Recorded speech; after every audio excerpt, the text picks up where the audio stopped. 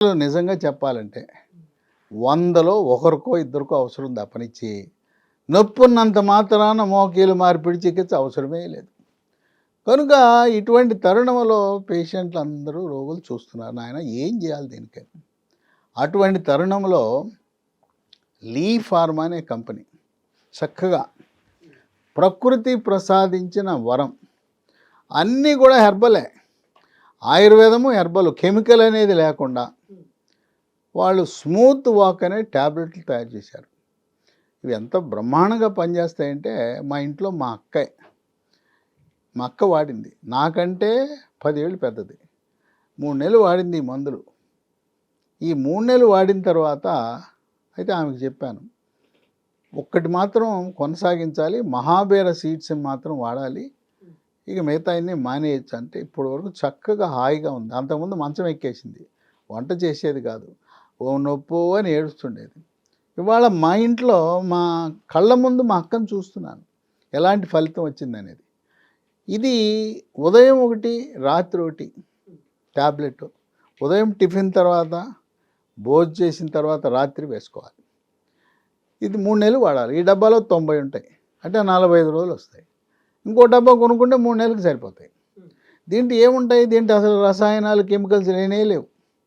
షల్లాకి అనే ఆయుర్వేదం మందు ఉంది, దీంట్లో విటమిన్ సి విటమిన్ డి ఉంటుంది, పసుపు ఉంటుంది, పసుపులో కర్కుమిన్ అనే ఒక పదార్థం ఉంటుంది. ఇవన్నీ కూడా వృక్ష సంపద నుంచి తయారు చేసిన తప్ప నుంచి అసలు కెమికల్ తయారీలో కెమికల్ లేవు, నిల్వ ఉంచడానికి కెమికల్ లేదు, అసలు కెమికల్కి పూర్తిగా దూరంగా ఉంటుంది. ఎటువంటి సైడ్ ఎఫెక్ట్స్ అనేది ఉండనే ఉండవు. హెర్బల్ ఆయుర్వేదం ఎందుకంటే అవన్నీ మొక్కల నుంచి వృక్ష జాతి నుంచి వచ్చినాయి కనుక ఈ అలోపతిలో ఉండే కెమికల్ మందులకు ఉండే దుష్పరిణామాలు ఏవి కూడా దీనికి ఉండవు. ఇక దీంతోపాటు ఇదే పేరు, ఇదే నా స్మూత్ వాక్ పేరు చూడండి, మీరు ఇది వాడితే ఈ ట్యాబ్లెట్ ఇది వాడితే స్మూత్గా నడిచేయచ్చు, స్మూత్ వాక్ అని పెట్టారు. దీన్ని రోజుకి 5 సార్లు రాయాలి. నొప్పిన చోట మర్దం చేయాలి. తర్వాత ఇది కేవలం మోకాళ్ళ నొప్పులే కాదు, శరీరంలో ఎక్కడ నొప్పి ఉన్నా రాయండి తగ్గిపోతుంది. కండరాల నొప్పులు, పిక్కల నొప్పులు, చివరికి తలనొప్పి వచ్చినా కూడా రాసుకున్నా కూడా నొప్పి తగ్గిపోతుంది. కేవలం మోకాళ్ళకు మాత్రమే పరిమితం కాదు. ఈ రెండింటితో పాటు మహాబీర విత్తనాలు, ఈ మహాబీర అనగానే కొంతమంది బీరెత్తనాలు అనుకుంటారు. ఈ బీరెత్తనాలు కాదు, ఇవి తులసి రకము. తులసిలో అనేక రకాలు ఉన్నాయి, వన తులసి అనే రకం నుంచి తయారు చేసినవి. ఈ దీంట్లో మోసం మళ్ళీ కలియుగం, అన్నీ కల్తీలే, మనం తినే వస్తువులన్నీ కల్తీలే, నిత్యావసర వస్తువులన్నీ కల్తీలే. వీటిలో మోసం ఏంటంటే హోటల్కి వెళ్తారు, అటు బొప్పాయి పండు కోసి కస్టమర్లకి ఇస్తే ఆ గింజలు మిగులుతాయి, ఈడ పారేసిన గింజలు ఏడుకొచ్చి ఎండబెట్టేసి ఏ వన తులసి అని చెప్పి బస్తాకేసి అమ్ముతున్నారు, కిలో 20 రూపాయలే అంటున్నారు. అక్కడ మోసం. ఈ బొప్పాయి గింజలు నేల మీద తేలిపోతాయి. ఇవి వన తులసి కంపెనీలు తయారు చేసి ప్యాక్ చేసినవే కొనాలి. కొంతమంది నాకు ఎందుకండి ఇది అవసరమా, మా ఊళ్ళో సంచిలో పోసి అమ్ముతున్నారు తెచ్చుకున్నాను అన్నాడు. వాడేవా అన్న పని చేయట్లేదండి అన్నాడు. ఆయనే చెప్పాడు ఎందుకు పని చేస్తాయి, నకిలీ కనుక ఇవి ఎక్కడో సంచిలో తెచ్చేసి వాడాను నాకు తగ్గలేదు అంటాం. అది చాలా కీలకం. ఇది 3 నెలలతో పాటు కొన్ని సంవత్సరాల పాటు వాడాలి. మళ్ళీ కీళ్ళ నొప్పులు పునరావృతం కాకుండా ఉండాలంటే ఈ వన తులసి మహాబీర సీడ్స్ తప్పనిసరిగా వాడాలి. రాత్రిపూట ఒక స్పూను ఈ గింజల్ని ఒక 1/2 లీటర్ నీళ్ళల్లో వేసి రాత్రంతా నానిన తర్వాత తెల్లవారుజామున పరగడుపున నీళ్లు గింజలు మింగేసేయాలి. ఇవి ఉబ్బిన తర్వాత సబ్జా గింజలను పోలినట్టు ఉబ్బి ఉంటాయి. కనుక ఇది చాలా కీలకం. 3 నెలలు అయింది తగ్గిపోయిందని మానద్దు, ఇవి అలా వాడుతూ ఉండండి. దీనివల్ల తులసి గింజలు తింటే నష్టమే ఉంటుంది, లాభమే కానీ నష్టం ఉండదు. ఇంక వీటితో పాటు నేను చెప్పాను కదా, ఎముక కీళ్ళ పటుత్వానికి కేవలం కాల్షియమే కాదు, మెగ్నీషియం, విటమిన్ డి ఇవన్నీ కూడా అవసరం. దానికోసం బోన్ రిడ్జ్ అని, ఇది కూడా హెర్బలే. దీంట్లో ఏముంటుంది, కాల్షియం.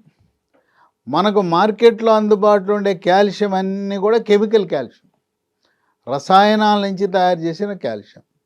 అమెరికా నుంచి పంపిస్తుంటారు మనవాళ్ళు మనవరాళ్ళు కూతుళ్ళు కొడుకులు ఇక్కడ ఉండే తల్లిదండ్రులకు వాళ్ళకి.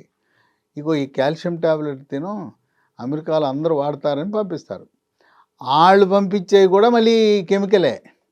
ఇది ఈ బోన్ రిడ్జ్‌లో ఉండే కాల్షియము సహజ సిద్ధమైన కాల్షియము, కెమికల్‌ది కాదు.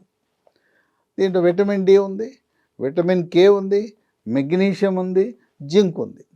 వీటన్నిటి ప్రభావం వల్ల మోకాలు గట్టిపడిపోతుంది. మోకాల్లో గుజ్జు ఉత్పత్తి అవుతుంది. ఆ గుజ్జు ఎప్పుడైతే ఉత్పత్తి అయిందో కిర్రు కిర్రు శబ్దాలు పోతాయి, కటకట శబ్దాలు పోతాయి, టకటక శబ్దాలు పోతాయి. ఎందుకంటే నేను రోగులను అడుగుతా, వాడక ముందు కిర్రు అంది కదా అంట. అవునండి, వాడావు పోయింది. కటకట టకటక నువ్వు వెళ్తుంటే శబ్దం నీకే కాదు పక్క వాళ్ళకు కూడా వినపడేది కదా. అవునండి, ఇది వాడాం తగ్గింది. వాపు, ఇది వాడిన తర్వాత వాపు తగ్గిందా లేదా? తగ్గింది. కనుక మనకు రోగి ప్రత్యక్ష సాక్షి. ఫలితం అనేది వాళ్ళు దాచుకోరు.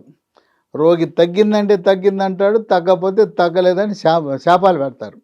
నా డబ్బులన్నీ అక్కడ పోసి వచ్చాను, ఆడెవడో పీఆర్పీని ఇచ్చాడు, 2 లక్షలు పోయినాయి 3 లక్షలు పోయినాయి అని గోల పెడుతుంటారు.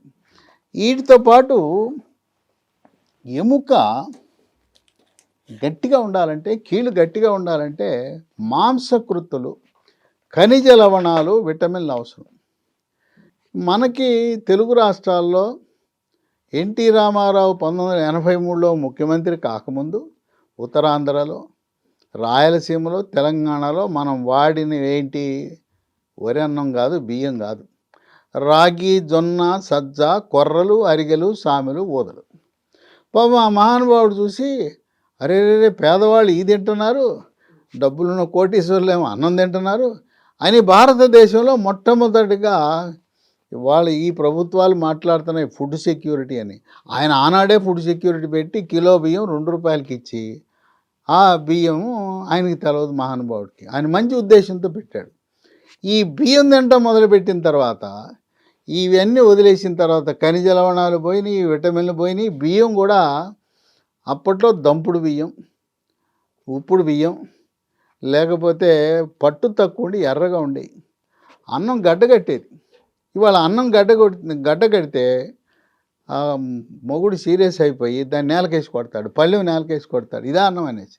అంటే ఒక మెతుకు మరొక మెతుకు అతుక్కోకుండా తెల్లగా మల్లెపువ్వు లాంటి అన్నం తింటే అనారోగ్యం కాక ఏం మిగులుతుంది? అప్పట్లో మేము విద్యార్థి దశలో గడ్డగట్టేది అన్నం, ఎర్రగా ఉండేది అన్నం, తౌడు ఉంటుంది, దాంట్లో ఖనిజ లవణాలు ఉంటాయి. ఇప్పుడేముంది? మనం తీసుకునే ఆహారపు అలవాట్ల వల్ల, ఆధునీకరణ వల్ల, పట్టణీకరణ వల్ల ఇవన్నీ లోపిస్తున్నాయి. కనుక ఎప్పుడైతే మనం అవి వదిలేసామో, ఇవాళ రాగి జావ తాగండి, పొద్దున ఒక కప్పు, సాయంత్రం ఒక కప్పు, బ్రహ్మాండం, ఎముకలు కీళ్ళు బ్రహ్మాండంగా ఉంటాయి. కనుక ఈ చిరుధాన్యాల నుంచి తయారు చేసిన లీ ఫార్మా కంపెనీ వాళ్ళు మిల్లీ మంత్ర చిరుధాన్యాల పొడి 2 స్పూన్లు నీళ్ళల్లో కలిపి అట్లా పక్కబెట్టి, ఓ 1/2 లీటరు 1/2 లీటరు పాలు మరిగించి, ఆగిన తర్వాత నీళ్ళలో కలిపిన దాన్ని దాంట్లో పోయాలి. సరే, షుగరు లేకపోతే ఇంకో జాగరి ఉంది. దీని విశిష్టత ఏంటంటే, రసాయన ఎరువులు లేకుండా ప్రకృతి సేంద్రియ వైద్యం ద్వారా, దీన్ని సేంద్రియ విధానం ద్వారా, ఆర్గానిక్ ఫార్మింగ్ ద్వారా ఆ పండిన చెరుకు నుంచి, ఇది చెరుకు నుంచి తయారు చేసిన బెల్లం. షుగర్ ఉన్నవాళ్ళు వద్దు, షుగర్ లేని వాళ్ళు దీన్ని వేసుకుంటే దీనికి ఇంకో మనకు ఉపయోగం ఉంది. బెల్లంలో ఇనుము ఉంటుంది. బెల్లం తినడం మొదలెడితే అసలు రక్తహీనతే ఉండదు. కనుక ఆ విధంగా ఉపయోగపడుతుంది. ఈ 2 కలిపితే ఖనిజ లవణాలు అలాగే విటమిన్లు మన కీళ్ళకు బాగా ఉపయోగపడతాయి. ఇవన్నీ పాలల్లో మేము పాలు తాగమంటే నీళ్ళలో కలుపుకోండి. కొంతమంది నాయన ఇవన్నీ మేము చేయలేము, ఇంకా ఏదన్నా విధానం చెప్పు, ఈ పాలు నీళ్ళు ఈ పొడి కలపడం కుదరదంటే దానికి వీళ్ళే ఇంకో విధానం కనిపెట్టారు. బిస్కెట్లు తినండి, రోజుకు 3 బిస్కెట్లు. అంటే చిరుధాన్యాలు, మిల్లెట్స్. ఇది కూడా కేంద్ర ప్రభుత్వ అధీనంలో ఉండే Indian institute of millet research అనేవాళ్ళు దీన్ని పరిశోధనలు చేసి కనిపెట్టారు. రోజుకు 3 బిస్కెట్లు తింటే బాగా ఎముక గట్టిపడిపోద్ది, ఈ కీళ్ళు కూడా గట్టిపడుతుంది, కీళ్ళ లోపల గుజ్జు ఉత్పత్తి అవుతుంది. ఎప్పుడు బిస్కెట్లు బోరు కొడుతున్నాయి, అవి రోజు తిని అంటే వీళ్ళే చాక్లెట్లు తయారు చేశారు. న్యూట్రీ బార్ అని. ఇంకో ఒకసారి చాక్లెట్ తింటే ఒకసారి బిస్కెట్ తినొచ్చు.